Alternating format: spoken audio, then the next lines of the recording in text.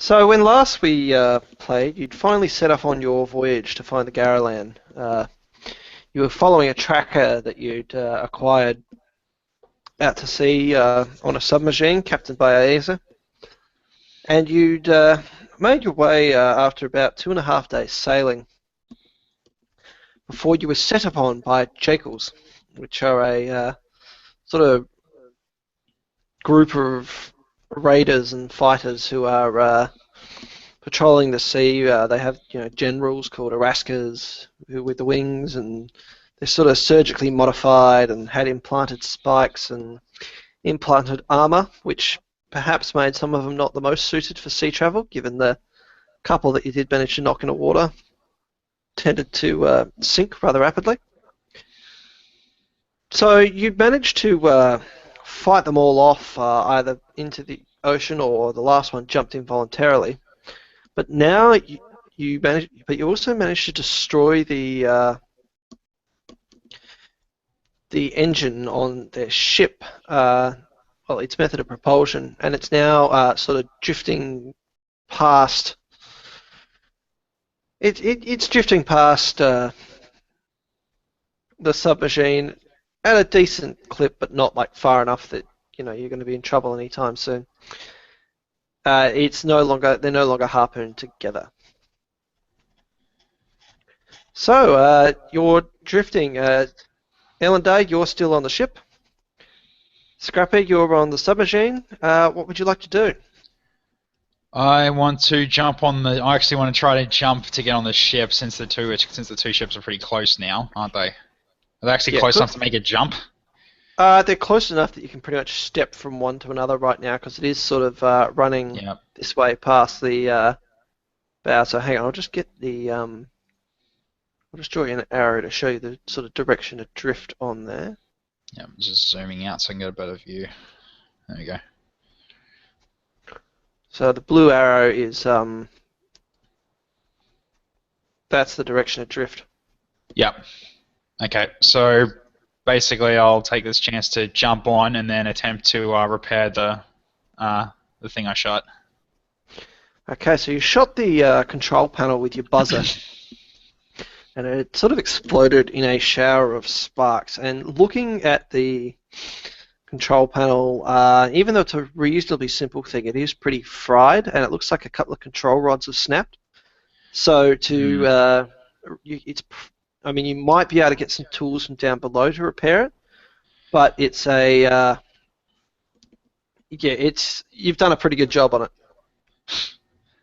So I can't do anything to sort of cross some wires to actually just make this thing at least stop, because that's all I'm trying to do. I don't really need to take control of this thing. There is an anchor at the front like a manual anchor you can probably drop, but you can't make it stop. It's not a car. It doesn't have brakes. It's a boat, so it will drift. So is it actually accelerating at all or no? No, Okay, so no, there's it's just sort of there's no actual active propulsion that's giving it its it's speed. not It's just active. drifting on its own. It is just drifting on its own. Okay, well, I'll just get the anchor down then. Okay, so you make your way to the front of the ship, and the anchor doesn't look like it was originally an anchor. It looks like it's actually an old engine or something that's it's rusted and corroded and isn't usable. And it looks like a pretty simple case of just sort of pushing it overboard, and it'll drop down and find a boat. So it won't like hook onto anything and actually anchor. It's just a weight.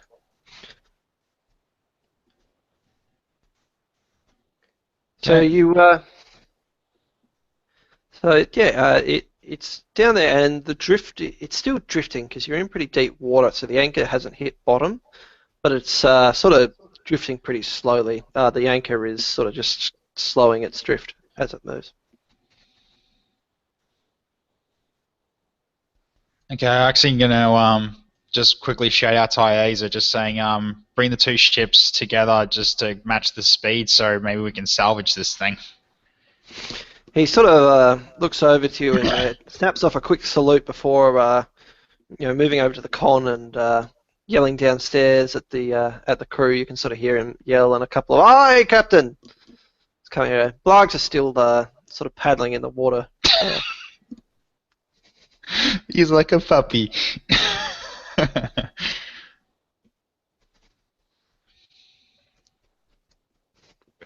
Okay, so the ships are now matching, more or less matching speed. They're pretty well they're pretty well matched at this point. So, All what right, would you like Allendale, to? let's get looting. Okay, so you start searching around the ship, and you find a couple of items.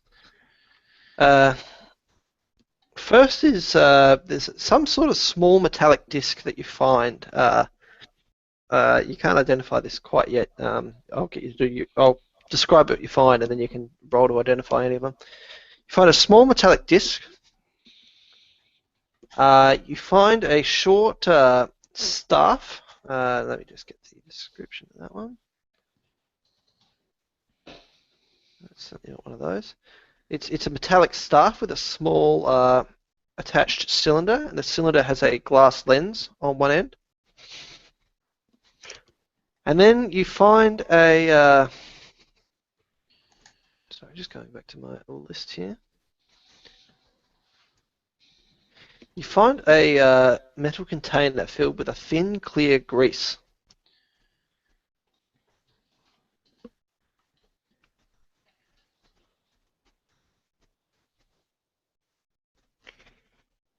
So, which one of these would you like to know about? Uh, I'd say the short staff. Okay, so I'll get an identify Numenera check from one of you, because that's probably the most complex one. I can do Uh, that. I have training if you want. yeah, I think it's better for you to. I'll just hand it over to you so you can help identify it. What Okay. is the metal staff with the cylinder?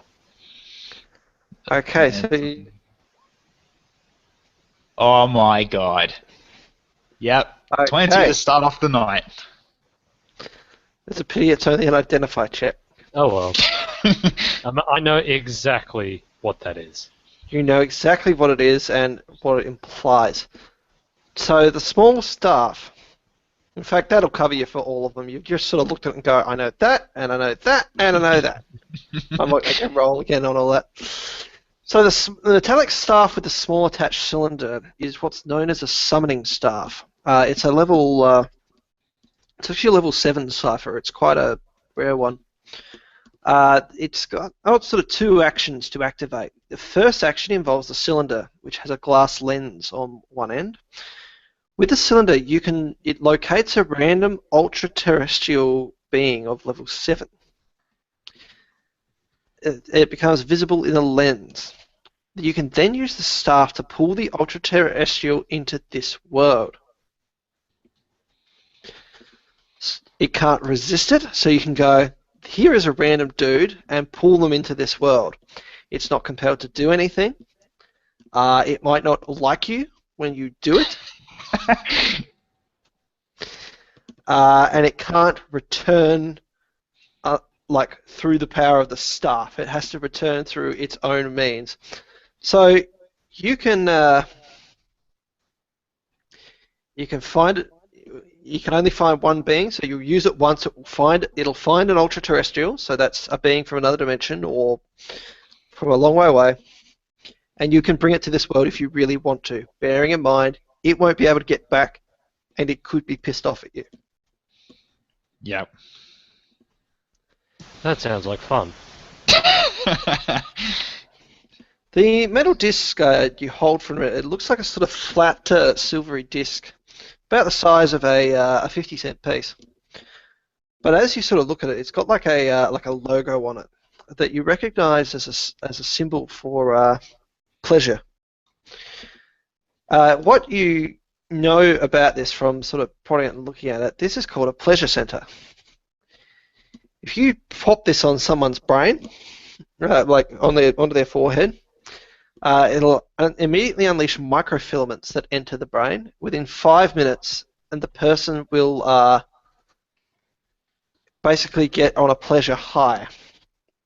It provides an increased sensation of pleasure and a decreased sensation of pain. It adds 1 to something's might pool for an hour, But because they can't feel pain, it means that even though it adds 1 to their might pool, when they take might damage, there's odds. There's a 50% odds of it actually doing more damage because they can't tell exactly how hurt they are. And where did I just put that other one?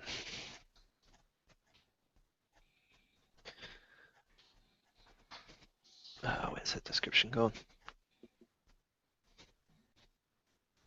None of these are in the core book. These are all out of the other book.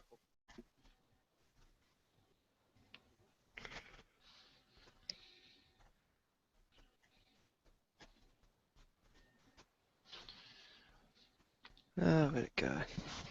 Did that Oh, the other grease. cipher, the pleasure center, have a level at all, if it matters at all? The pleasure center was a level 3 cipher.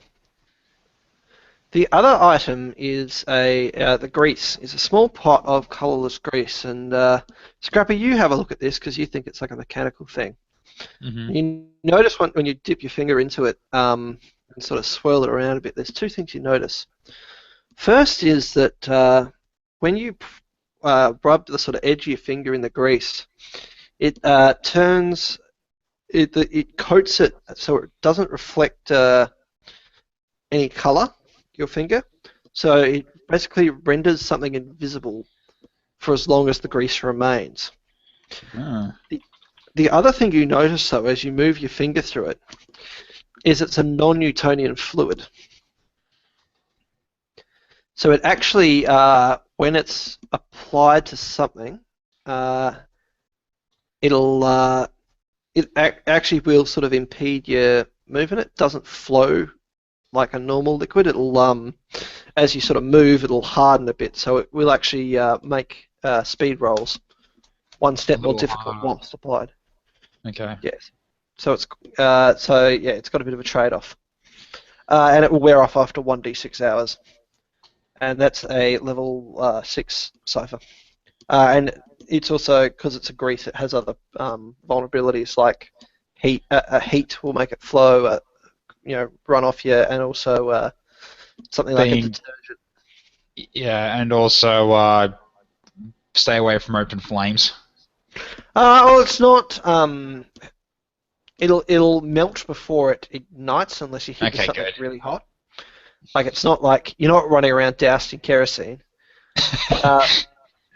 I wouldn't advise running around doused in kerosene, but it is it is a grease, right? It is some sort of oily substance, so it could very well ignite. But I still just look back to Dragon Age, like the grease spell and all that, and you can just use fire to light it.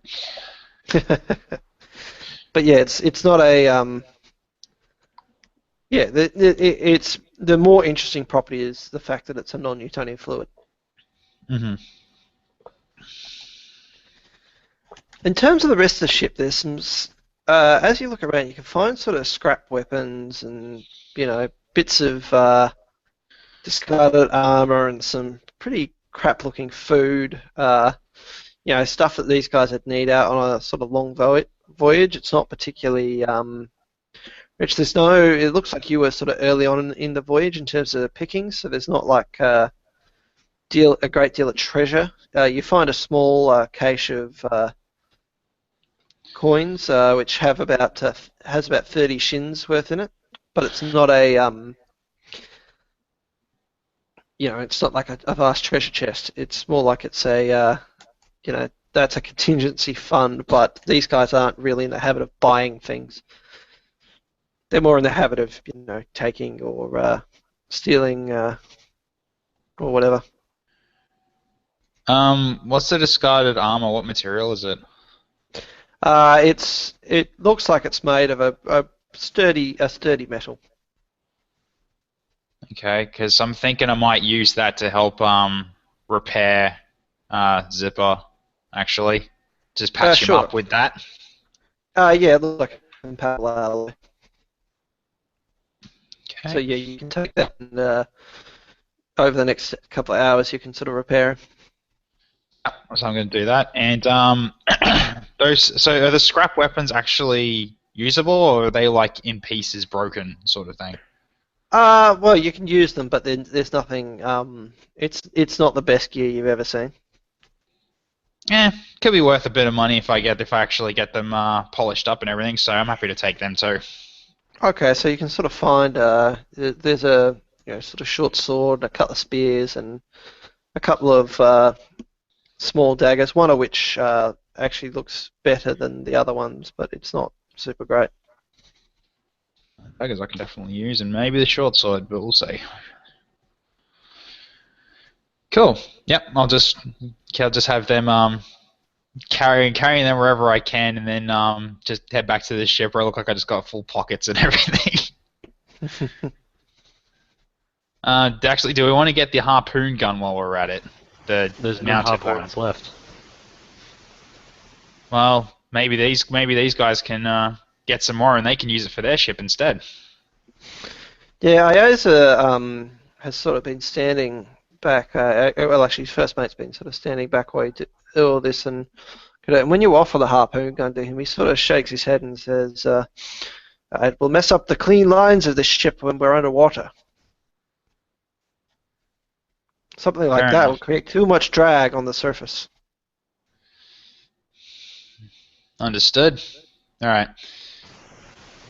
This is a pretty large one. You can't take it.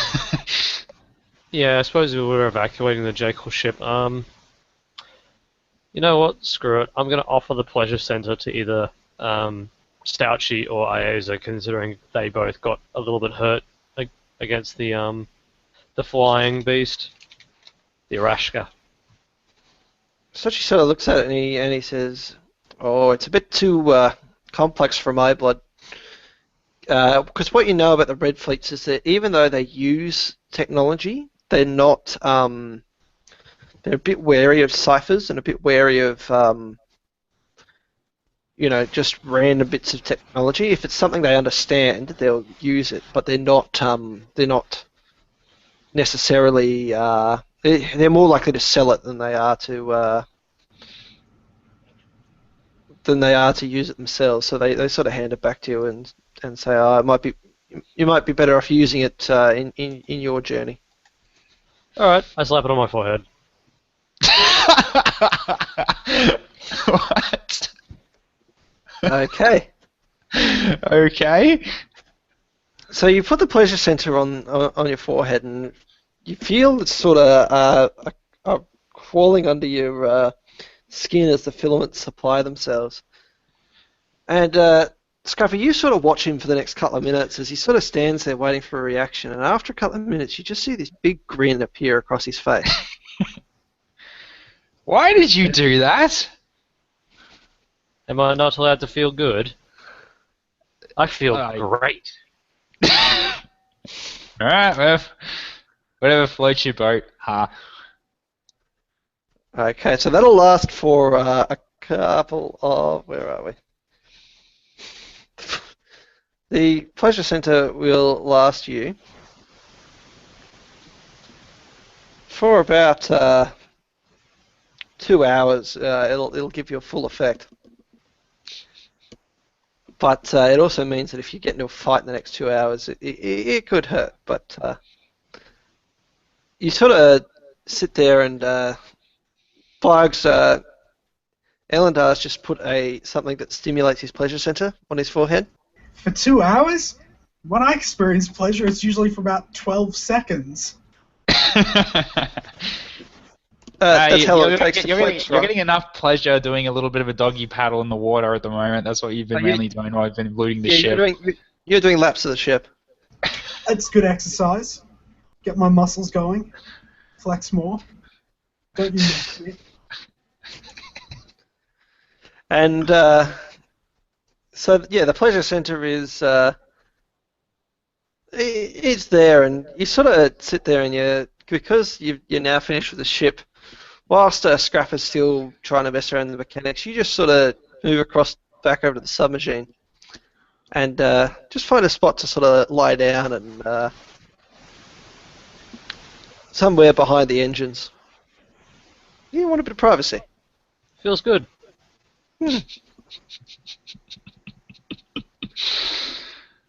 So Scrapper, you're on the still shift. It's pretty. You've sort of picked it clean, and it's just sort of drifting at this point. What do you want to do? Um, I pretty much just tell IA, so you're welcome to look around the ship yourselves. Maybe you've got something there that might be of use to you that I didn't see.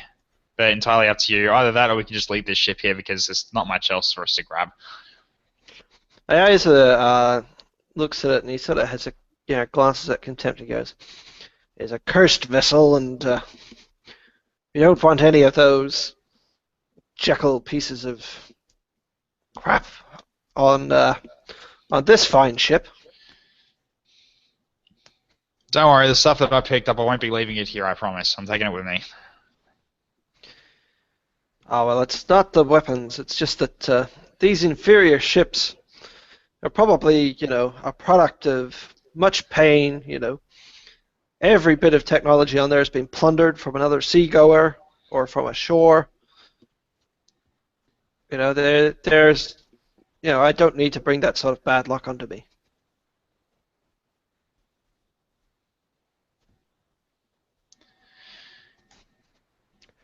Alright, Okay. so I'm guessing we're pretty much just leaving it there and moving onward. I mean, mainly what I'm doing now is just spending the time to, first of all, get the repairs done on Zipper, and then I start on getting the weapons cleaned up and sharpened. Okay, so you can do that. You can head below deck on the submachine to do that, and Blargs, you probably, even though it's still sailing sort of on the surface, 'cause it only it only dives when it needs to. Blargs, you can keep doing exercises around the deck, but not swimming. Yeah, I think I'll be avoiding water for a little while. You've had enough. I've had enough. Got in my mouth, ruined my lovely hair. Catch any fish while you were down there? No. None of Okay. them were stupid enough to swim into my mouth. Yeah. So you you sail on in the vessel. Elendar emerges a couple hours later, still with a big grin on his face, but it looks like he no longer has the disc on his forehead and isn't grinning quite as widely. But he's had a good time. He hasn't necessarily done anything prohibited by the Aeon priests, but it's been he's enjoyed himself. So is there like a mark on his forehead now? It's like a 50-cent piece mark on his forehead? he's got like a red mark, but it's not like a wound, and it's not like a burn or anything. It's you just can like see something pressed there for a long time. You can see something's been pressed on there, and it's sort of held there. There's a couple of little marks where the filaments went in, but it's not it's not going to leave a permanent scar or anything. That comes later.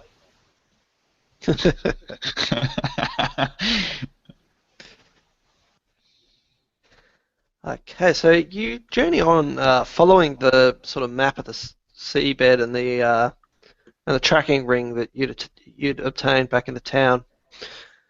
You venture out for another sort of day and a half before the second light on the ring comes on to indicate that you're getting closer to your destination.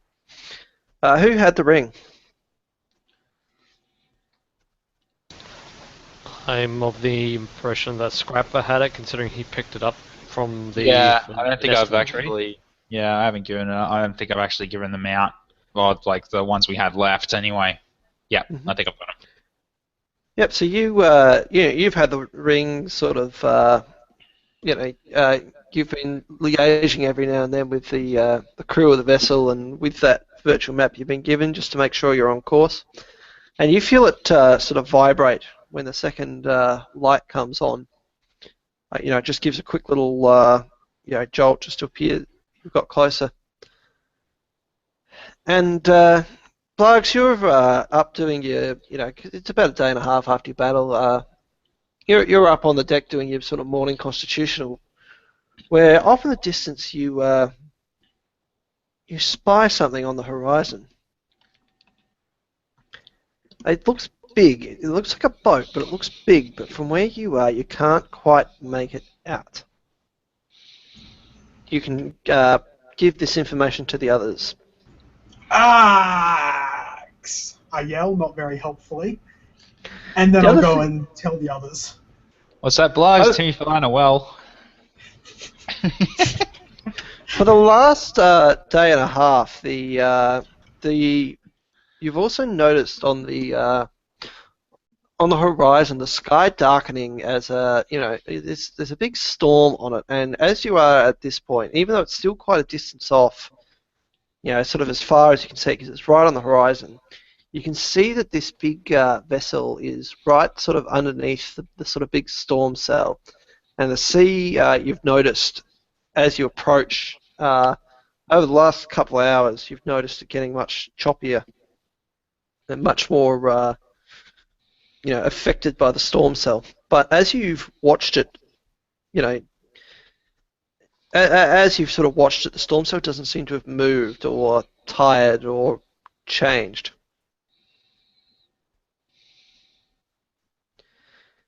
And Blargs has yelled axe from down from above. What do you think of this as a call? Head. I just call out back to him, and then I start making my way up. I believe that's from my traditional- understanding, that is Blargs' signal for it's just like, I see something. I don't know what it's could called, be so I call it an axe. anything. Possibly victims for his axe. Yeah, let's go with that. I think I'm gonna Makes go. me I think- would go with that, to be honest. Like he shouts out axe. He's usually shouting axe during the middle of a fight. He must have spotted something that his axe might be useful against. So, Allender, you make your way up to the top of the ship and sort of to get a look at what's in the distance. As you get up, you notice that also the wind you can sort of feel the wind sort of picking up. It's been pretty smooth sailing for the last few days.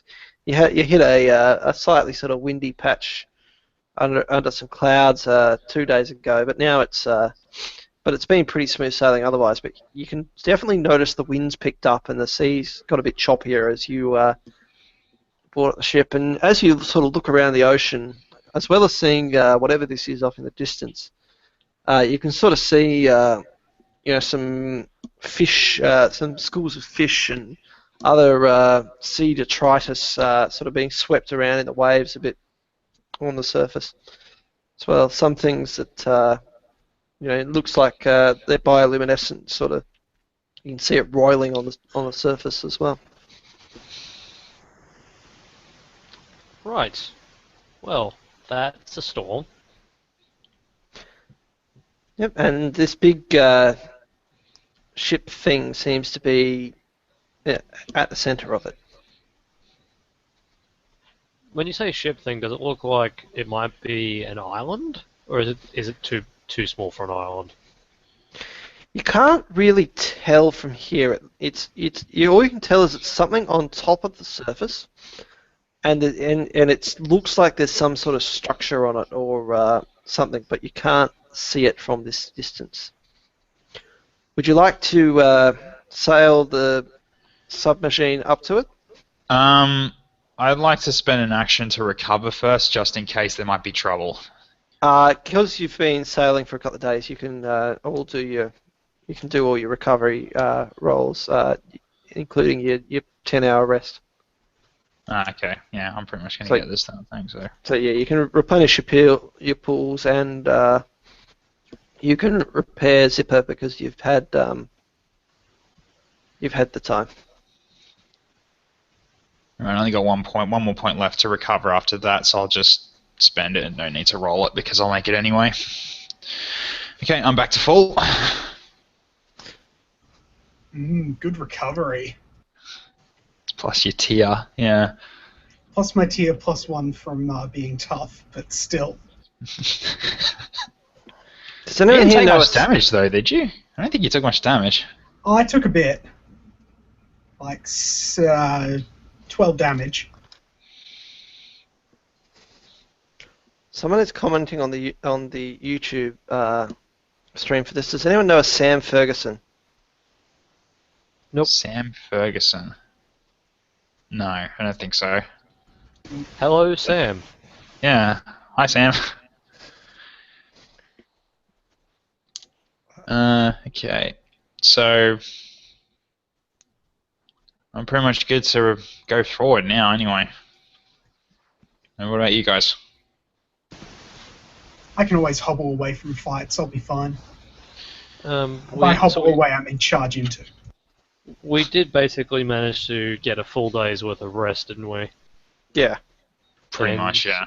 so it's not a case of I just spent my full day's worth of resting, and that's not going to come back and bite me with no recoveries for anything that happens. No, you're all replenished because again you've had time.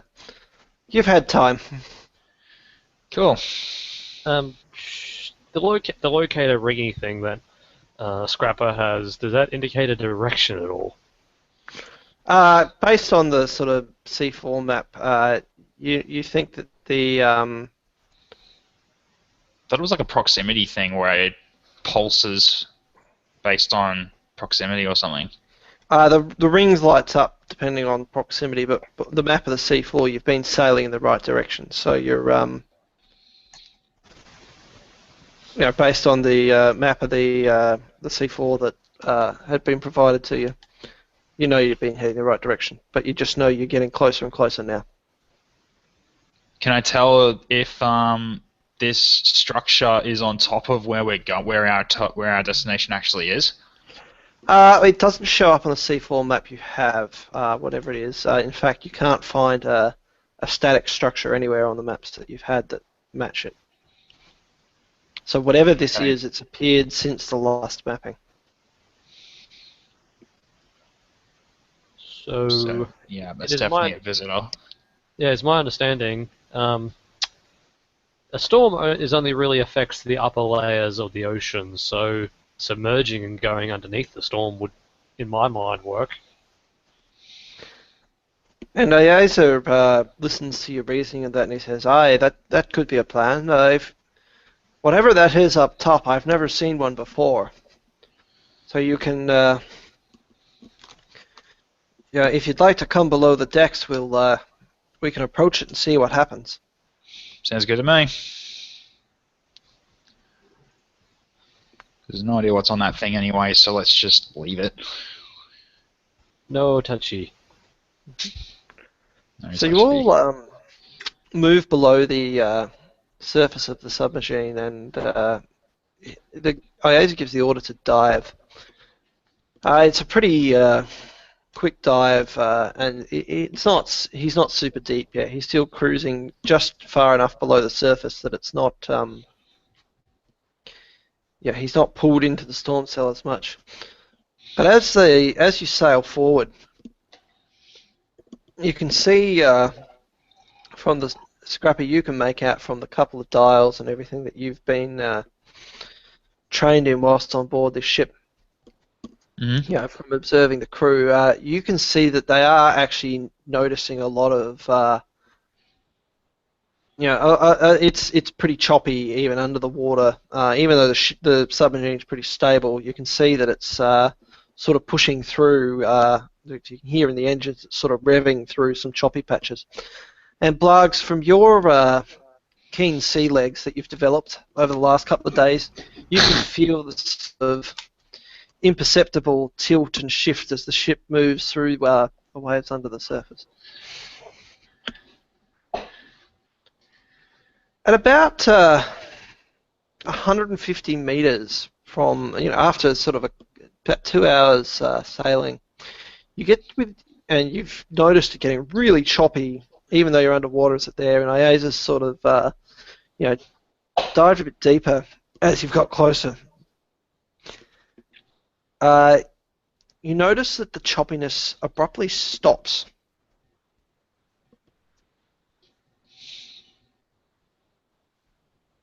Iaza goes across to a dial that I've been giving a sort of readout of the conditions above board. And he looks at it and he goes, "Well, that's bizarre. I've been in the eye of storms before, and it's like we've just moved into one, but it's not a... There's something not right about this." And he sort of activates the periscope of the submachine. which is a mechanism you've seen him look at once or twice. It's not like a physical periscope where it's, a couple of mirrors on a thing. It's like it sends up like an energy pulse up above, and that acts as a probe. And he says, well, I've got some good news and some bad news. The good news is we appear to be in the eye of the storm. Bad news is whatever that structure was on the horizon seems to be right above us.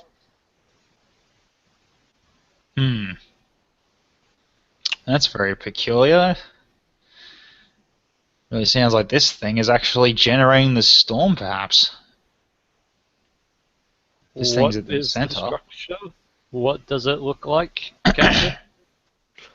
Well, I think you'd better take a look. Yeah, I'll do so. So you look through the periscope, and what you see up above is something that you don't recognize. Like, you've never seen one of these before. But it appears to be an entire it almost looks like a village on the back of some sort of sea creature. Huh. So, there.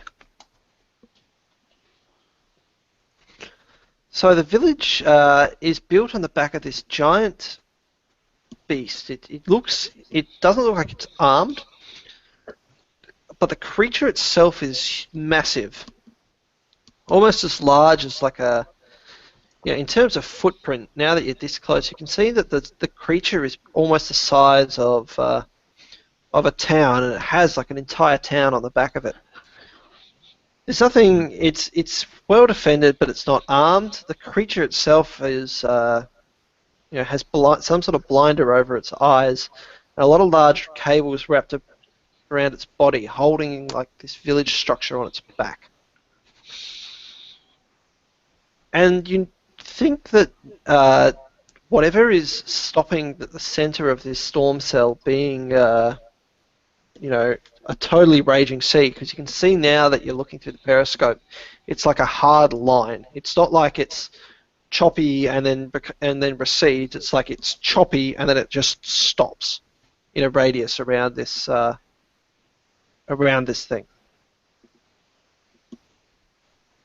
Sounds like defenses. Stop from getting hit by the storm itself, if it is using it. There is a landing at the side of this thing. It looks like some sort of dock. Okay, do I see any sort of activity on the back village? You can't see much from where you are, but it is quite large, so you might not be able to see it. It looks like because of the angle you're on, you can't sort of see on top of it. You just know that it looks like some sort of structures that people are in.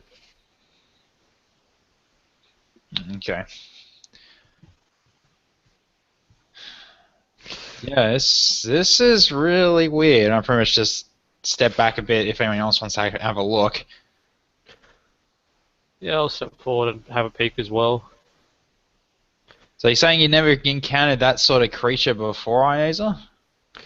Yes, no, this is a new one to me, but these oceans are still strange. There is plenty of things across these seas that I've never seen before. I'll tell you what, though, something that big is very new to me. Whatever birthed that, I never wish to meet.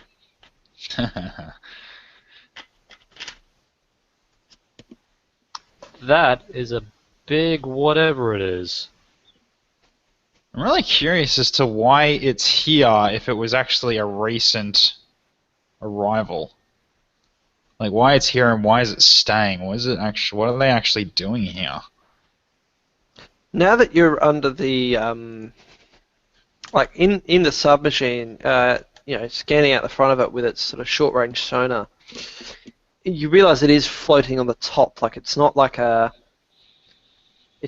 an island underneath. According to the maps of the ocean that you've been given, you're pretty close to where the you're pretty close to where you think you're going, but there's no sort of roots to this thing. There's nothing extending below the ocean to a great depths. It's pretty deep, the ocean here. You can't scan the bottom of it currently with the submachine. But there's no to all appearances, it is a beast with a thing on its back. It's not like a sitting on an island or anything. There's no structures underneath. Okay. Scrapper, what does the map say about how far away the the Gharolan is? Scrapper, as you'd approached, the third light on the ring had lit up. So, and looking at the map, you think you're close. You just think it's a very deep. It's very deep below you. What you're looking for. Okay, yeah, so I'm actually thinking, can we actually try to use this calm water to dive to the deep to see if we can actually get close enough? Because I'm thinking this thing's right on top of some of the Gharolan. That's probably why they're here in the first place. So it's really coincidental that they're a little too coincidental that they're here right where we need to go. Blugs, I'll get an intellect roll from you. Difficulty That's 3. worrying. Axe. 13.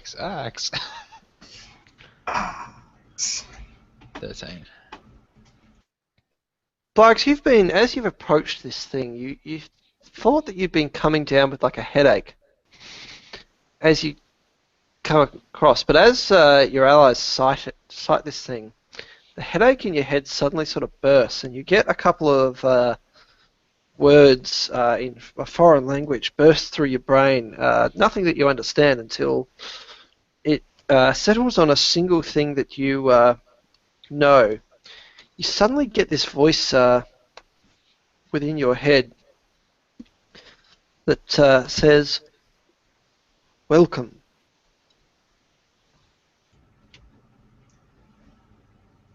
Well, hello. None of us heard it, did we? None of you heard it. You just heard Blargs say, "Well, hello," seemingly at random. What? Huh? Hi? What? Head voice person. Hello. He runs through the same sequence of languages again until you hear it say, "Welcome," again. Hello. It's an endless loop at this point. Yeah, one of them's stuck in the endless loop and the other one's an idiot.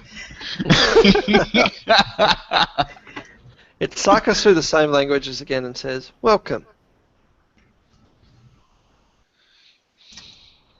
Hello. Can you guys hear What this? are you doing?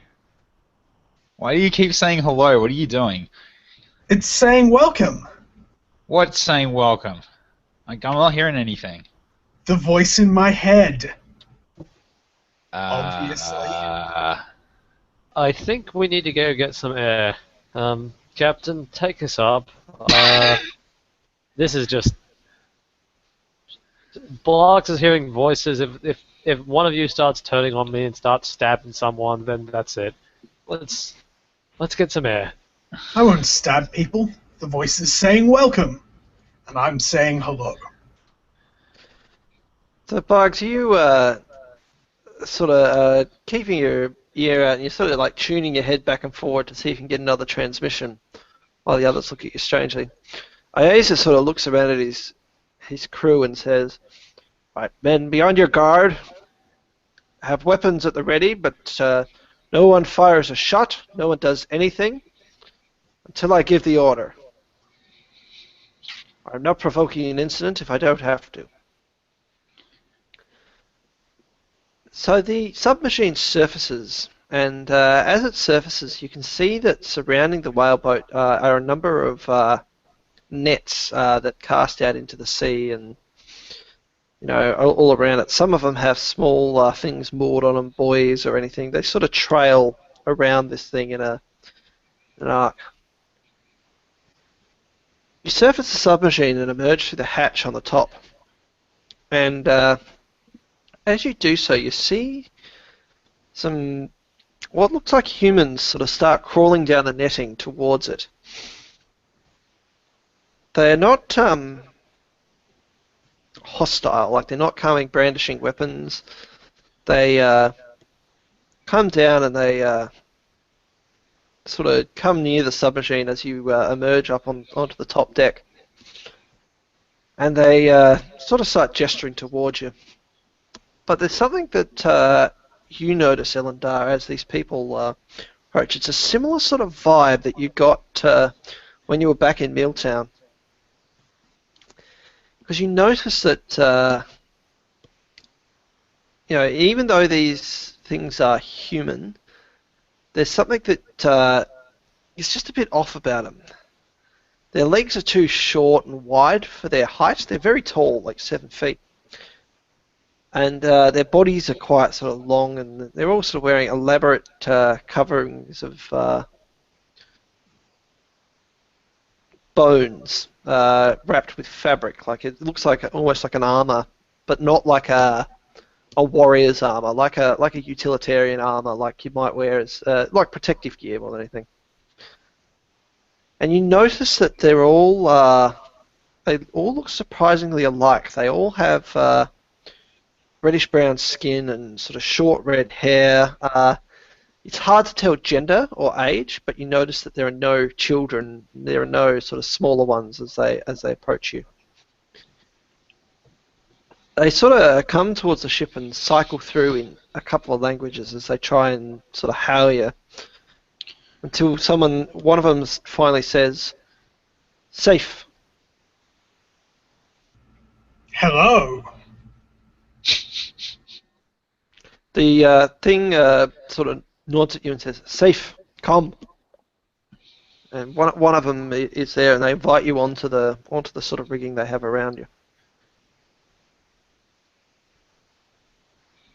Well, I would be surprised at all this. I would be a little bit weirded out and all this, but I'm going to be turning into a squid person in the next 24 hours, so par for the course. Let's go. Enjoy your walking while it lasts. So they lead you up, and you sort of climb up the netting onto the surface of the ship, and you see it really is a pretty much a village on a ship. There's houses, stores, a couple of garden beds, even growing here and there. You notice that the ground beneath the surface of the village is curved and grey, and it appears to be, a very hard skin of the creature below. The structures are made of wood and what looks like some sort of grey concretey thing. You guys can have a look at that if you'd like. There's also large basins at the edge of all houses that seem to catch water runoff from the rain. Whilst you're going around, you see people sort of going around their daily business. The same sort of tall people, most of them dressed in... These ones are less in the protective gear. They're in sort of grey fabrics that look like the fabric that the other guys are wearing around their sort of bony armour. And they're just sort of going about their business. Occasionally you get a stare, but nothing too... you get the feeling they've had visitors before.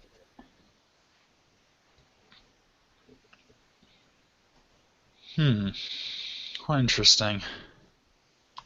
Are all of the Red Fleets with us, or did some of them stay on the ship, Deshin? You've had Sorchi come up with you just as a sort of scout with two of the other crew members, but they're not. They're there more as a sort of guard for you, not as a not so much a guard, but as a as a scouting mission. They're not like they're hostile.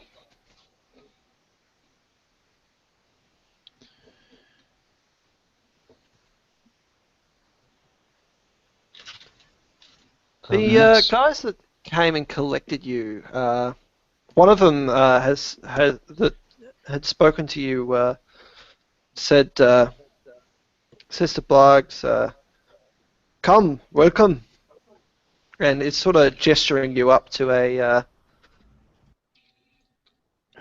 a certain part of this sort of village. Hello! And I'll follow up where he points. They sort of gesture and with very occasional words in the truth in the common language. Even though sometimes they use the wrong word, you've noticed a couple of times. Like rather than here, they'll like point to themselves and say there. When sometimes they'll get the their tenses wrong and everything. They sort of manage to bring the three of you to a door near the tail end of the ship.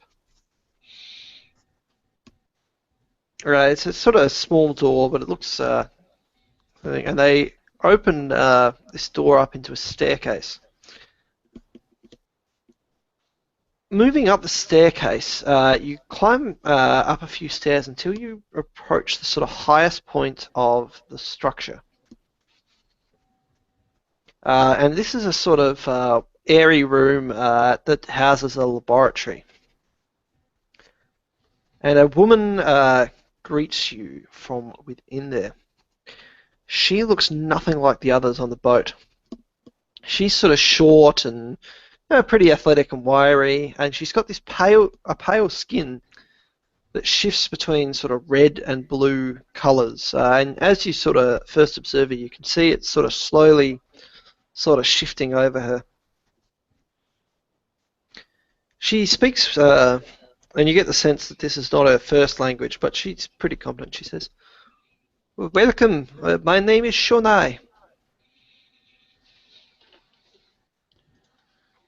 Hello, Shawnai. I'm Scrapper. That's Blargs and Elendar. We welcome you to our ship. It is we get visitors very occasionally, and it always causes quite a stir with the people. Are you just sea travelers? Like, do you travel the world on the creature below?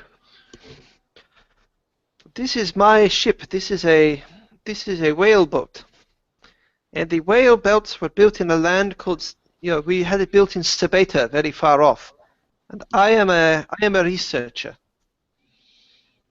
Elendar, I'll get you to make an intellect roll about that name that she just dropped of where the ship was built. For the place known as Beta, Mm-hmm. I would say it's probably unlikely. Ah, 3. Yeah, she drops that, and yeah, you've never heard of it. None of you have heard of Sabeta. And even though you've still sort of got Storchy with you, you sort of look at him to see if he's heard of it, and he sort of shrugs and goes back to sort of warily being on guard. She says, and as she, sort of continues, I imagine you are visiting this part of the ocean about this storm, yes? What, that storm wasn't created by this place? No, this is not our storm. That is what we are here researching. That is what we'll find out. I see. Well, this was sort of a secondary place to look at because we were actually on our way towards the ocean floor for something that we need. And she sort of tilts her head at you, and Scrapper, you've done a lot of work with machines in the past. And as she sort of tilts her head, there's something in the way that tilts her head that makes you think that she's a bit, it's almost mechanical or almost puppet-like in the sort of, like just something odd in the way she sort of gestures towards you. She says, we we would like to research what is the cause of this storm too. It is unnatural in our observations. Has your research turned up anything in terms of what this actually is? I have been down into the lower. Says I have dived down into the deeps, but not all the way to the bottom. There are many creatures down there. The fish, there's wisps, debris. But right before the storm began, there was something new at the bottom down here. A castle made of water.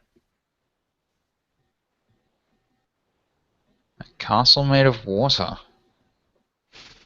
Yes, it is a structure unlike anything which I've ever seen. The walls appear to be just made of water. I don't know how else to describe it. It was not a, there was no stone, there was no wood, it was just the water. Was it inhabited? I could not get close enough because the maelstrom picked up and we have been here on the surface ever since. I see. We have not been able to dive again. Huh. That's really weird. It's probably something to look into maybe later, but that's not the real reason why we're actually out here, though. When we're looking for a organic material that's on the ocean floor that's near here. Oh, what is that known as? It's called Gharolan. I have not heard of this Gharolan, but where is it grow? Where does it come from? It grows on the ocean floor near the sort of near thermal vents. So in warm climates in the deep ocean floor. Well, there are thermal vents right below us that our mapping has shown. Right directly below you say? Yes, the thermal vents are. This is an area where there are many thermal vents, but that is not what we are here to study. I understand. Actually, yeah, I'm actually just glancing back to the guys after we hear that and just thinking, I think we could actually just dive from this location. Okay, if we're actually this close. Seems easy enough. Tell me, Shonai. We heard something about a group of people known as the Salusians. Are they around at all, or are they in these waters at all? The Salusians? Where have you heard of them? Just a man we spoke to back on the coast said that he used to trade with a few people called Salusians who would bring him stuff from the deeps. We don't talk very much with anything on the ocean floor. It seems to have been overrun differently of late. There is something down there. There is also something that we are here seeking that we don't think is native to this area. It seems to have moved in of recent. There is something called that we have been tracking for a long time called the Moyag.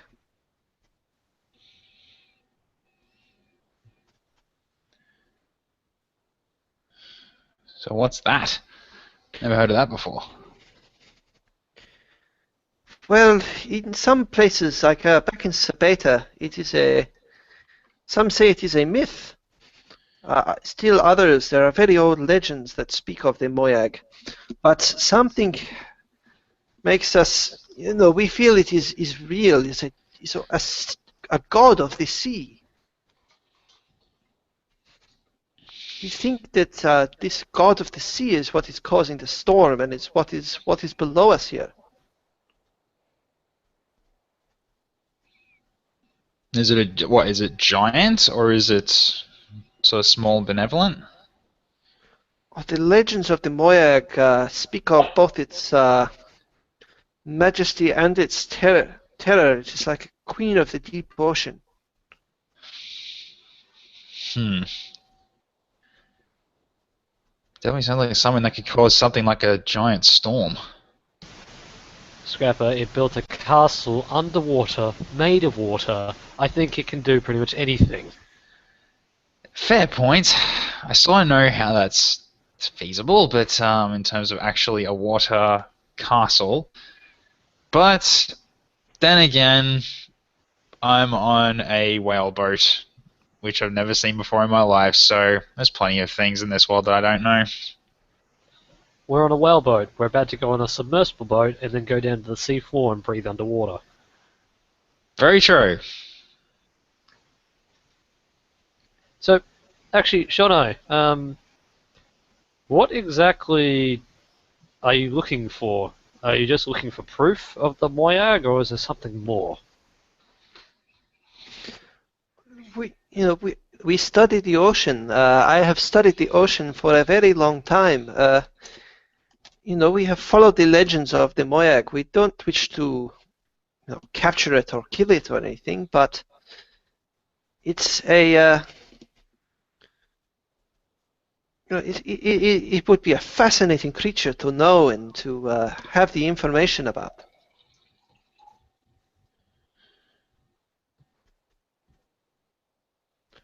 Well, who knows? We might meet it down there. Let's hope we don't. Well, I would just hope to survive the encounter. I think would be the hardest part. But any data that we can get on it would be most helpful. Are we talking like potentially a trade for a trade? If we get you something on the Moyag, you give us something in return? Oh, I would not wish to send you down somewhere where I wouldn't go myself. I tell you what, I will come. I can come with one of you on the journey. You just said that you've never been down to the ocean floor itself. How would you get down there? She sort of looks over all of you and says, "How are you planning on diving into the deep?" The submersible we've got. In the submersible, you are not going to walk around on the floor to harvest your Gharolan? No, we got that covered too.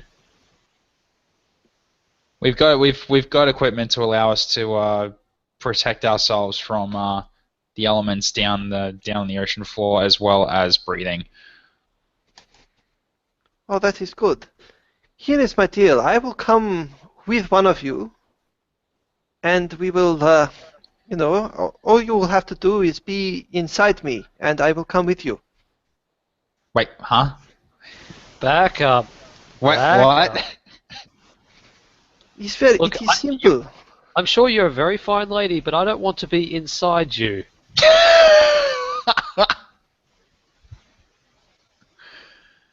uh, It is a painless process. One of you will just need to be inside me, and we can explore the ocean floor together. wait, how exactly is that gonna work? For science's sake, describe what you mean by inside you. It is easier if I show you. And No, she no, walks no, up no, to, no, no, She describe. walks up to Glags Oh, no. and places her hand on his chest. And you see her, the blue and red, what you thought was her skin, starts to sort of flow and dissemble and flows all over sort of Blags' body until it sort of covers him. And you can sort of see over his face, you can almost see like an overlay of her face a little bit. And but Blags, you are covered in her sort of blue and red skin, and it's gone slightly translucent. Yes, I'm going to make a composure check. I don't know why I'm doing it with the D6, but I am. Oh, I keep my composure, sort of. In that I go, that's keeping my composure. So, what Shonai can do is Shonai is not a is an adaptive creature. She's not actually an entity in herself. Basically, you can wear her like a suit, which gives you access to some of her protective capabilities and also some of her abilities.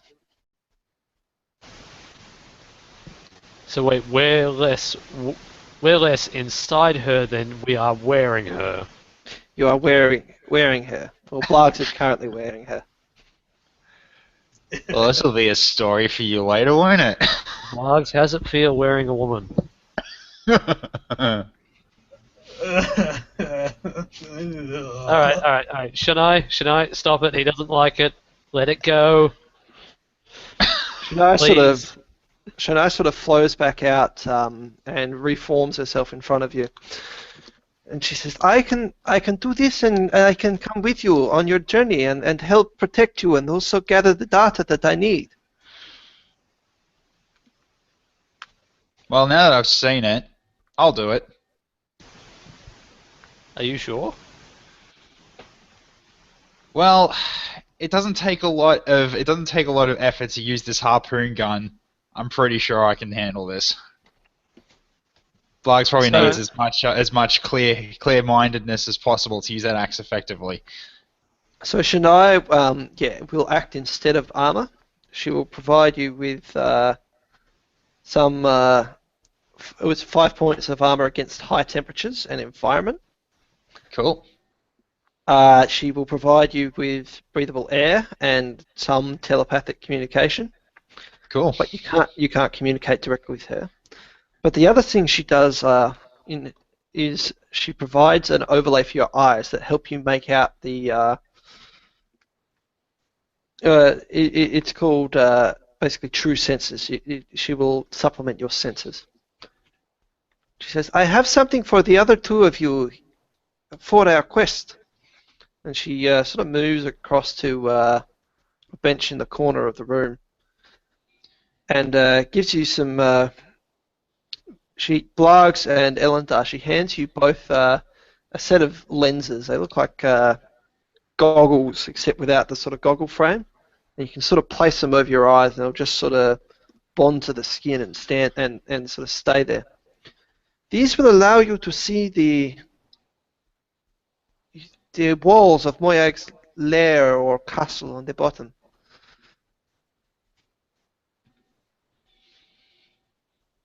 Thank you.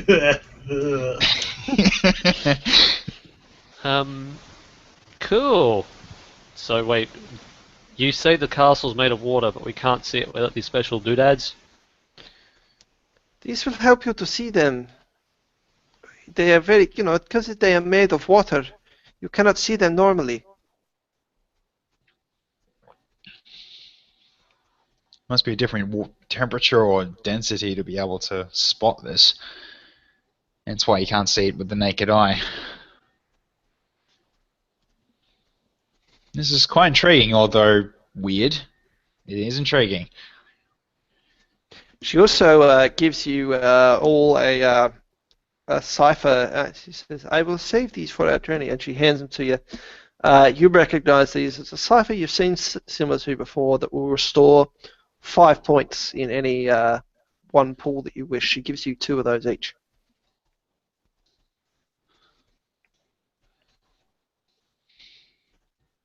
There's 5 points, yeah? Yep. Thankfully, as a paragon of combat, I have no need of healing. Just in case, you never fought in the war. You never fully fought under deep water before, have you? That is a Plus I'm question. taking them. Oh, I'll take them so I can use them on you. That's the question. How do we activate these ciphers? Because if they're like, if we swallow them like pills, that could be a little bit of a problem. They're injectable. Blargs, aren't you going to be wearing like a massive iron suit? Yes. That could pose complex stuff. Oh, I'll put one next to my neck. I shall smash my neck into it. And Ah.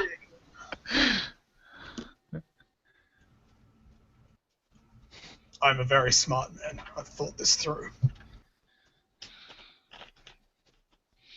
Well, unfortunately, I don't want to be risking that suit in order to give you like a sort of delivery system so you can actually just hit something on your arm and it goes or something like that. But I don't know. I don't want to risk damaging your suit and actually cause a puncture that'll actually, make the water seep in and you'll drown in your suit. Alternatively, if you're going to be wearing Shonai, you don't need that stuff you bought, do you? What did I get? I got the bubble wrap, didn't I? Yeah, I got the bubble wrap suit. Yeah, so if you want, you can use that instead, and then you should be able to inject yourself through that, can't you? I will keep my manly armor. Manly. And regret it tremendously later, but ignore that because manly. So Wait, we have. sorry, got a flag. We're going to have man in an iron suit. We're going to have man wearing a woman, and there's going to be man who'll be a squid. Phew, Hashtag that's a What terrible a flex. human era. What a team. So after she's explaining, she says, "Well, we can dive at any time you like, but if you need to rest or consult with the crew of your ship, the whaleboat will keep the water calm around the we'll keep the water calm around here for now. But if the storm gets too much more powerful, it can be quite it could actually pose some threat." Then we shouldn't. Then I don't think we should waste any more time. Then I think we should just head right back now and then just give Aiza the briefing on what's happened. Yeah, that'll be fun to explain. Yeah, and he's gonna say like, I look different. Also, he said something about Moyag as well, so Aiza might actually know something. Possibly, yeah. But I think we can also just discuss that while we're diving down. Just not waste any time. Yep. Alright, I think we'll go to head back. So you head back to the submachine with Shunai in tow. You're not wearing her quite yet. Because while she's being warned, you can't actually access her intelligence. Like she can't, she's not compass in the same way. She's basically just a suit. She leads you. You head back down to the submachine, and where Storchy's waiting for you, and sort of you climb back onto it with the assistance of a couple of Shunai's crew. Where Aiza approaches you and goes, "Well, what's with the whaleboat?" And Shunai introduces herself and says, "You are of the Red Fleet, yes?" And he goes, "Yar, the finest crew to sail all of the oceans of the Ninth World." She says, "I have heard tales of the daring do of the Red Fleet. But I will warn you that this dive could be one of your most dangerous yet. We seek Moyag on the ocean floor." He goes, "Moyag? Why, that's just an old seaman's tale, although I've heard enough strange things in these waters that I won't dismiss it out of hand."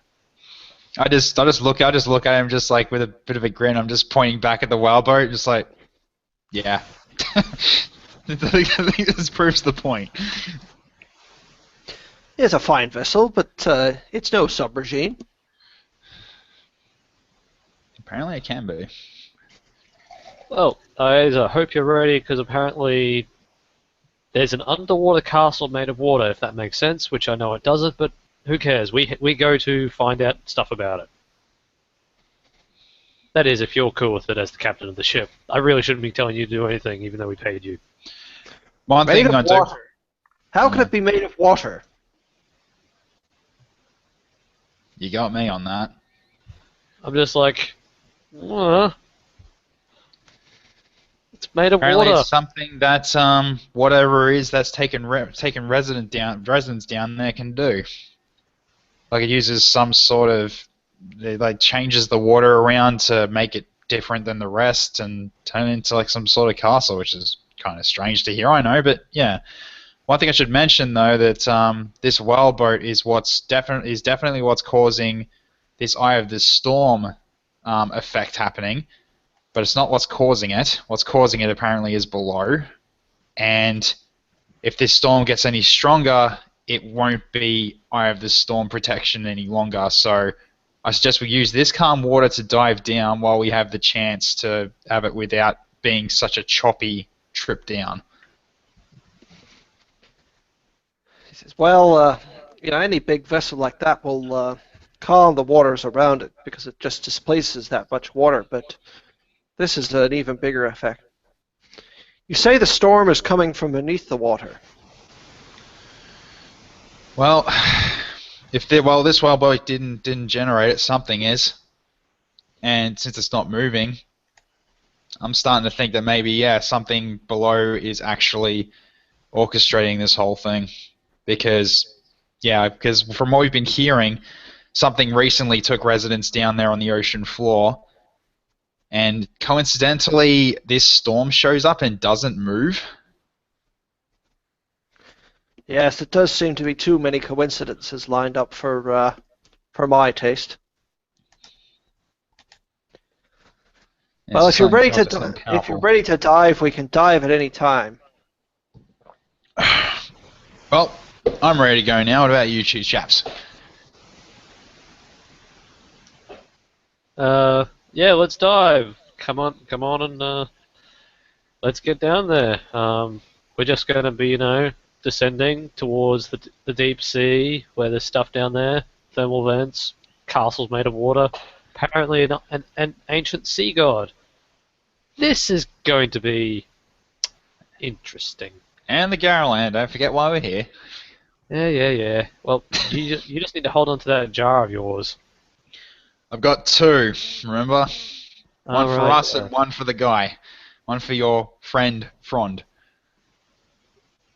Yeah, well. If we make it out of here, I'll be sure to let him know that he's an idiot. Oh, by all means. So you dive. So the submachine, the crew all moves up to the bridge except for the engineer who stays in the engine, and because it's basically battle stations. Everyone is on a station and is preparing for this dive, and it positions. You feel the submachine sort of positioned directly underneath the whaleboat, and it gets ready to dive. The way it dives, it's pretty flexible in how it maneuvers. It actually dives straight down. As it sort of starts moving down, at first you notice a sort of gentle rocking in it as the water below becomes more and more roiled. And you start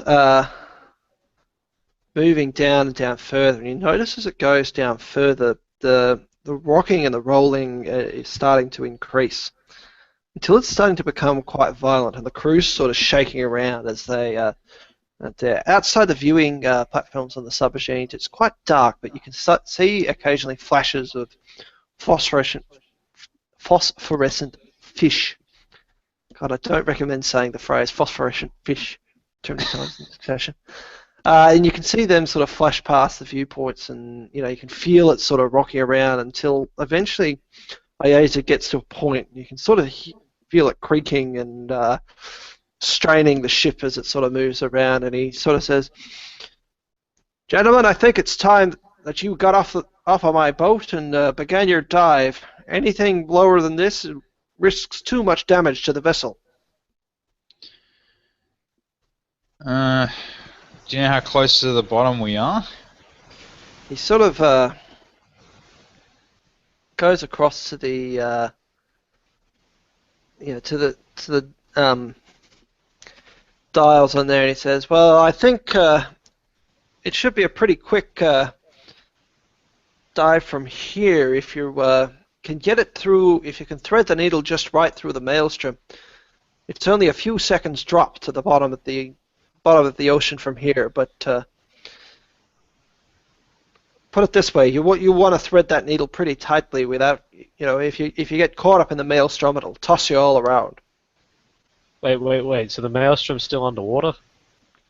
Yeah, as you've gone, you're out from the calm down there, and whatever's generating it down under the water, you're getting closer to the source of. Great. All right. You are going to the nicest places of the ninth world at this point. I know. I'll be right back. I need to go slather up. Okay. Do you get a? Are you gonna be providing any sort of like rope or something so we can easily pull ourselves back up? He sort of looks at you and considers it for a moment. He says, "Any rope that I run from down here will will be very difficult. But I tell you what."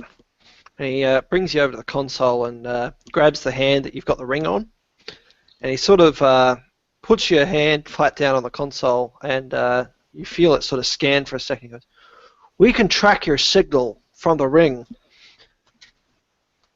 Anytime that we detect you coming closer to the surface, if we can get you in a pickup, we will."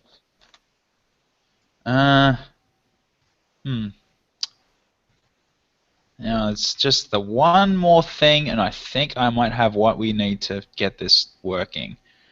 I've still got the 2 chip components I got from a while back that I can convert into matching ciphers for verbal communication. Mm-hmm. Think I'd be able to do that so that I can keep in contact with Aiza from the ocean floor? You sort of look over at Shania, who has been standing oddly still throughout this whole thing as you've been diving, and explain it to her, and she sort of nods and says, "I can adapt my biology so that you can use that communicator, yes." That'd be good. So you can track us, and then you can help guide us back instead of having to move your ship into a not so favorable position, because as you said, we're near some pretty unfriendly waters right now in terms of the elements. Mm-hmm. So and Iaza sort of nods and takes the other part of the communicator from you.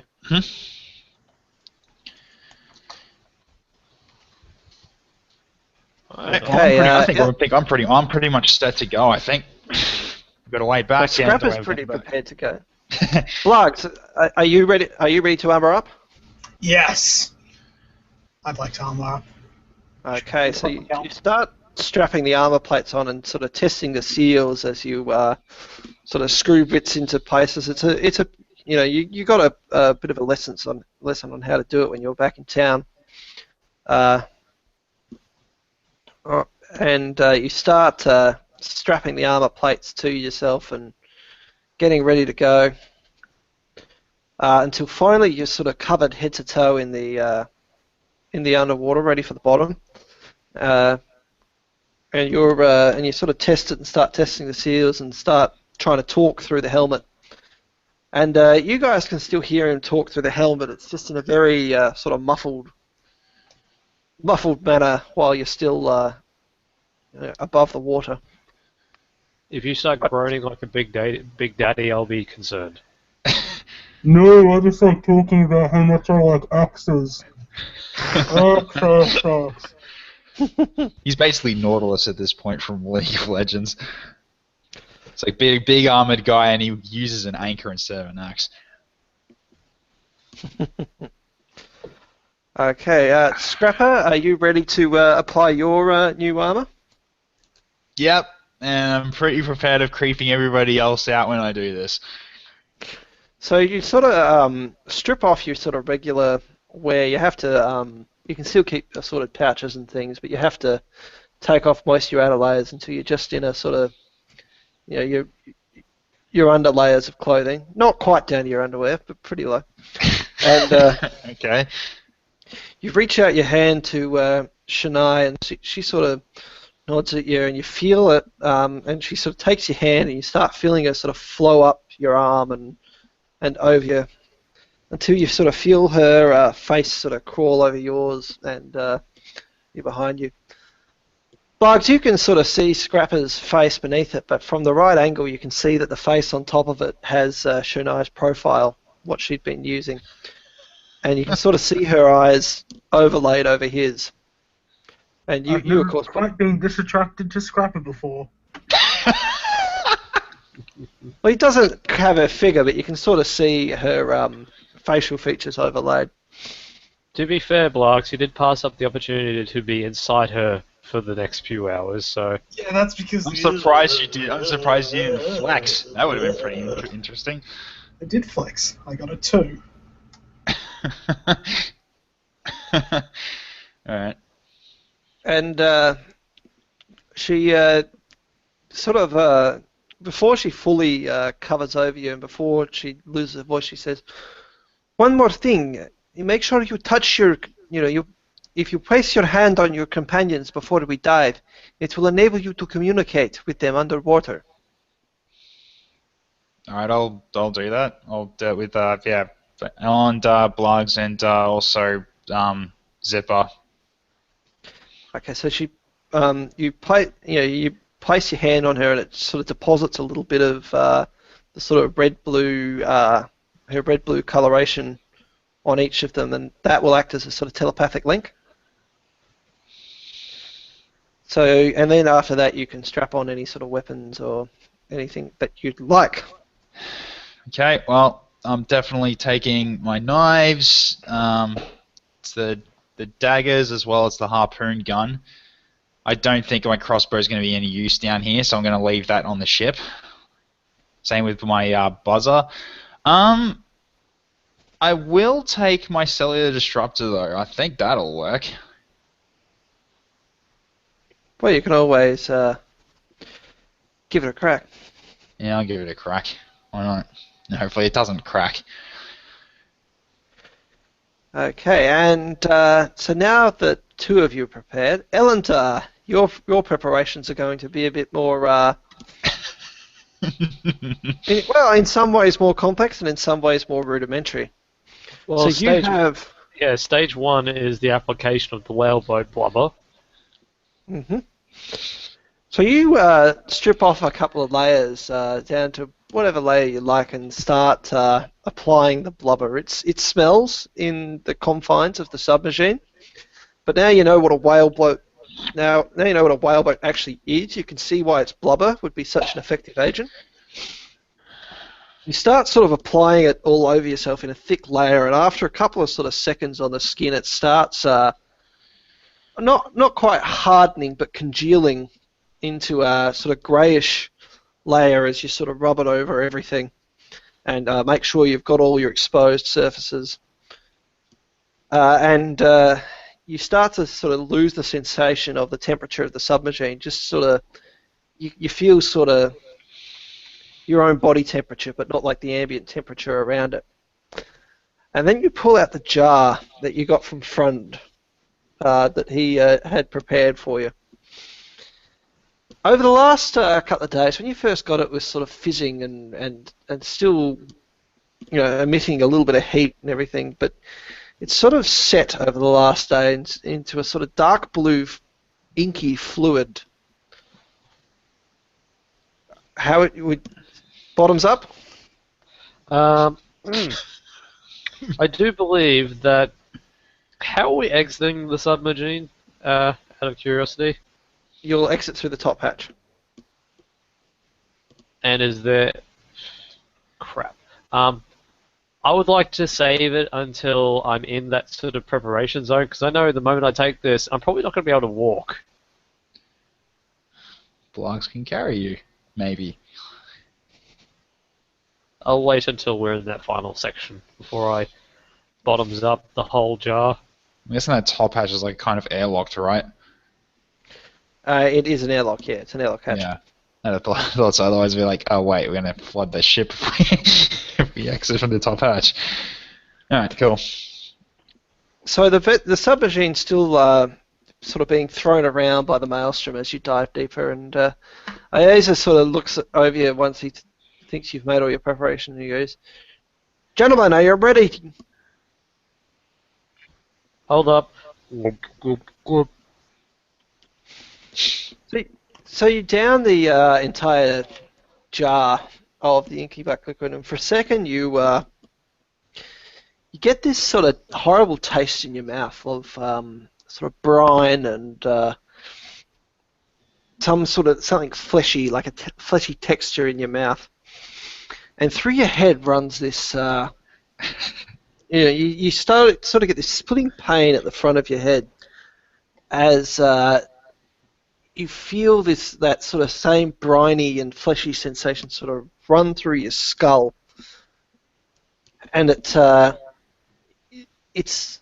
not hot. It's not like a burn. It actually feels more like a freeze, sort of a chill sort of moves from your sort of mouth across, starting, and you feel it move down across your head and across your arms. First, you feel your fingers sort of start to tingle, and you look at your hands, and small suckers start appearing up your fingers as you go. But that's nothing as to when that cold chill starts hitting your bottom half. First, you feel your legs sort of give out as the cold moves through them, and you feel that briny taste begin to get more and more intense as it gets down there. Your legs give out, and you can feel your sort of bones within your legs. They don't dissolve, but they become sort of more rubbery. It's almost like you feel like you've got an extra joint in there, and your skin on the outside starts to get on the sort of outside of your legs. You start to feel these sort of large sections open up, and after a second, you start to feel the sort of tentacles grow out of them. At first, they sort of erupt as almost like a bubble from your skin before the newly formed tentacles start sort of shooting out of your legs, and before you know it, you've got some sort of large fleshy tentacles growing out of the side of your legs as you go down, and smaller ones growing up beneath it, and suckers. You feel the suckers start to open on them, which is an entirely sort of new sensation on your legs, because it's a sensory organ that you've never had before. The touch on them is very sensitive. After it's sort of washed through, you sort of breathe, and you find you're starting to have a bit of trouble breathing until you move your you sort of feel on your neck and on the sort of top of your shoulders this pain. Like, you scrape some of the blubber away from it, and suddenly you can breathe as the gills on your neck open up, ready for you to breathe down below. Blargs, from where you are, you can see that Elendar's eyes have gone this weird shade of black as they're doing it. They're sort of the pupils have opened up almost to cover the entire inside of his eyeballs, and as he sort of sits there, you see him sort of shaking and spitting and in pain before he sort of looks at you and gives you a suckered thumb up. He then takes the lenses that he got from Shania and puts them in over his eyes. It gives like a racking cough. Picks up his weapon and then points to the hatch. I'm actually looking towards Alandar and Blarg, so just sort of trying to focus my thoughts, saying, "Nod if you can hear me." Just thinking it, trying to test out the telepathic communication. You both can hear that. I'll shake my head. Close enough. Hello. Yeah, I can hear you. Blarg, you pick up Elendar ready to head out of the hatch, and you notice he seems lighter than he was before. Maybe it's because he doesn't have all of his robes on, or maybe it's because he has actually lost mass. Bones. But he seems a lot less. He seems a lot lighter than he had been before, and you can see he appears even more sort of scrawny than he had before. It's a good thing you're wearing a helmet because I stink terribly.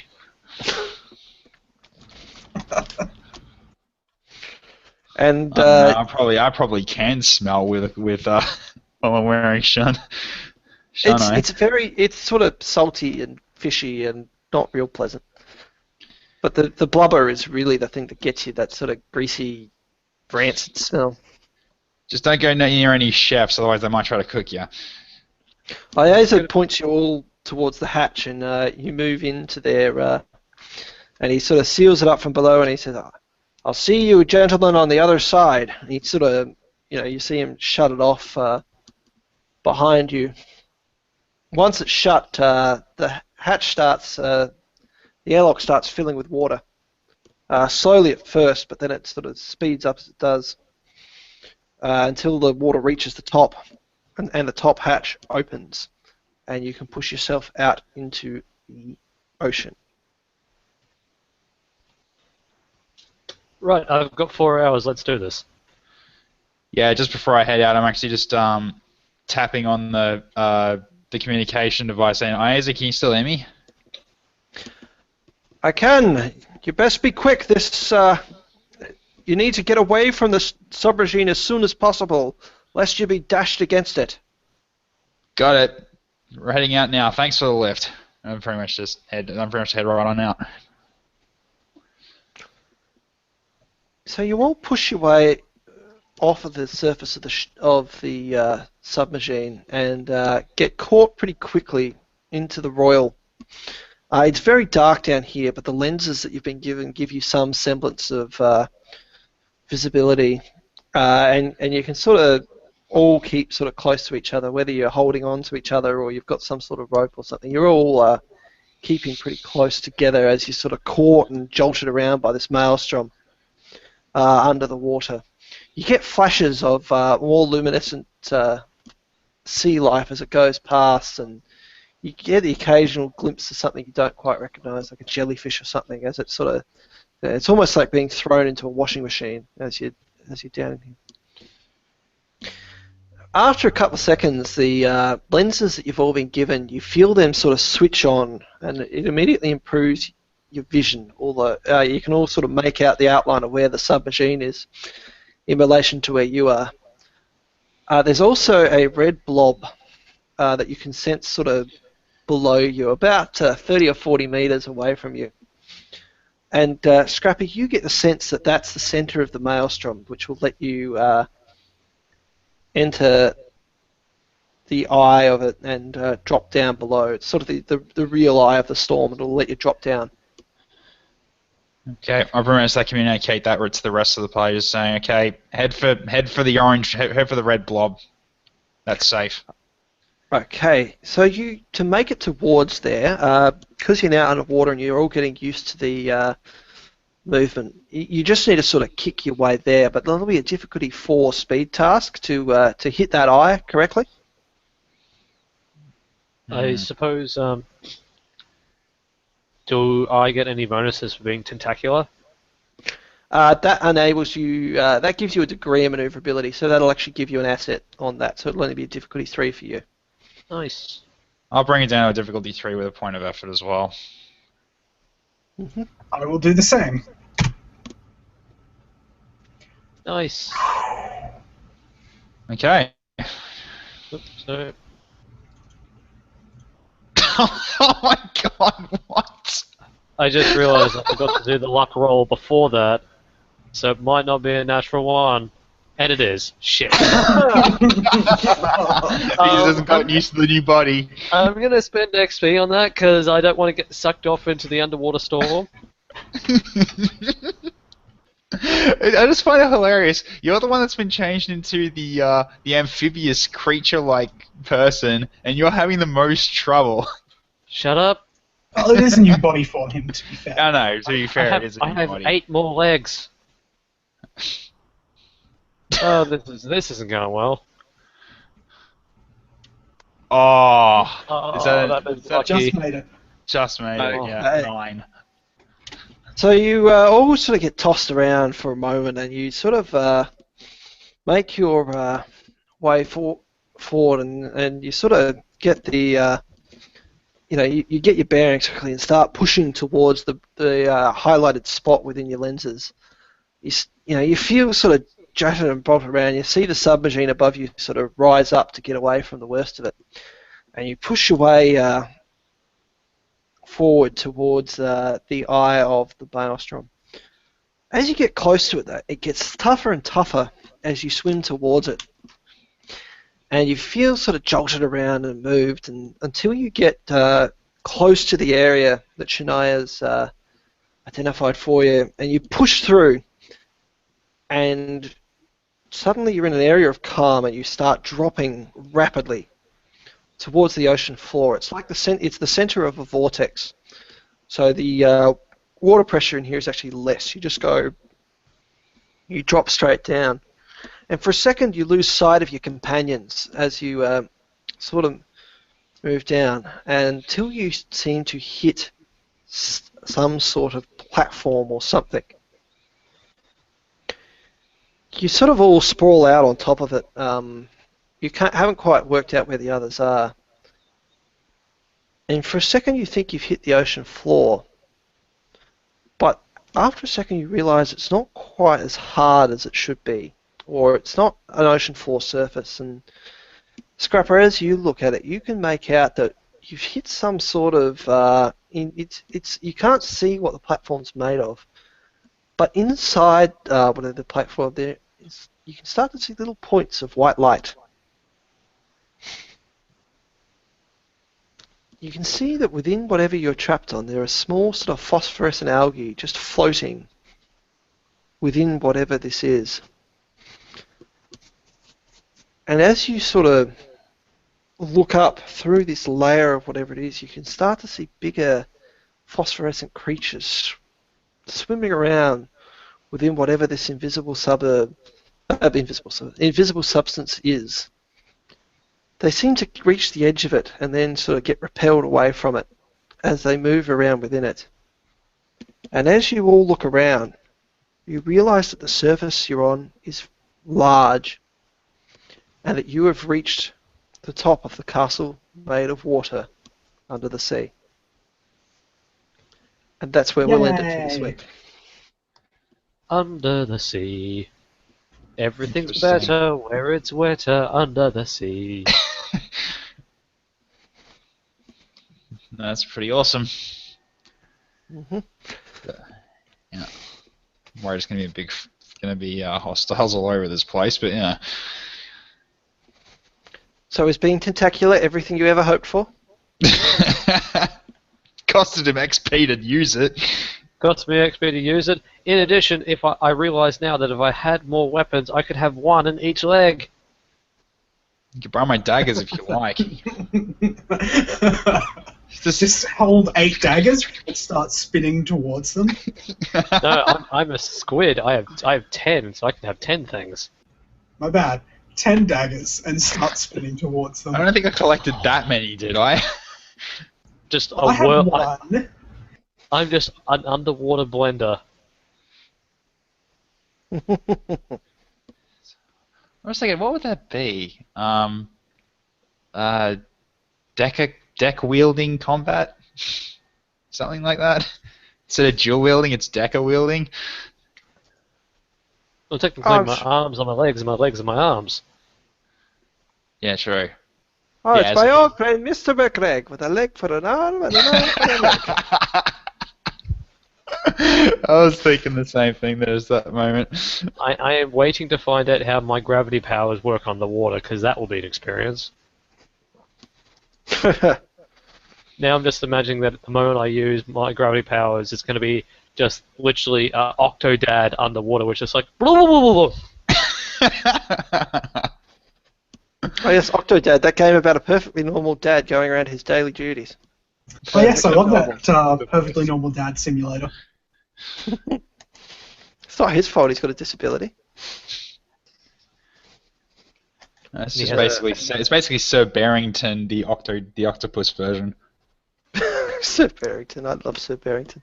Yeah, just trying to he's convincing everyone he's actually a person, not an octopus, and rather Sir Barrington's actually convincing someone he's a person and not a bear. And then the one person who actually tries to reveal that he is a bear, they get thrown out. Similar to Octodad. To be fair, Octodad has more things to explain. The fact how he fathered children is one of them. Mere details. Mere details. If I I'm can sure he continue, managed it because he's a perfectly normal father. that's Of Give true. it a course. little clumsy. Yeah. Cool. Oh, That's something pretty that's much done.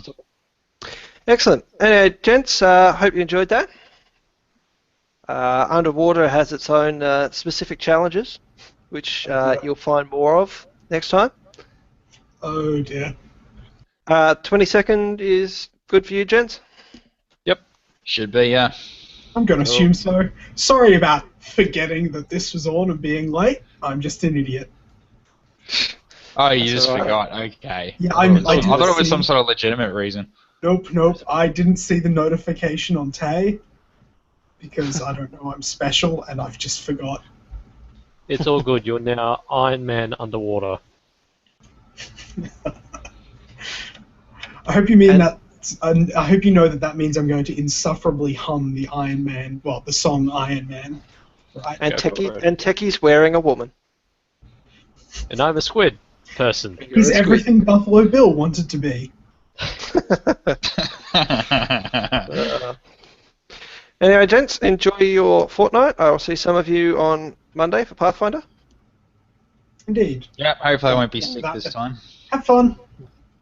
I will. Catch Alright. you guys later. Catch you Right. later. Bye.